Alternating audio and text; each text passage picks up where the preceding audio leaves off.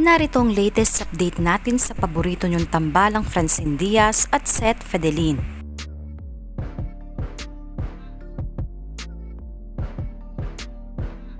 Ngayon ang Christmas lightning sa Bukay Abra Town Plaza at special guest sina Francine Diaz at Seth Fedelin. Spotted na nakiisa at nagpakita ng suporta ang Karels official, Francet fans at Frankira fans ay present rin. Masaya naman ang puso ng mga Francet fans dahil kitang-kita ang malawak na ngiti ni Francine Diaz sa tuwing kasama si Seth Fedelin. Narito ang ganap at paghahanda nila sa Christmas lightning sa Bukay Abra.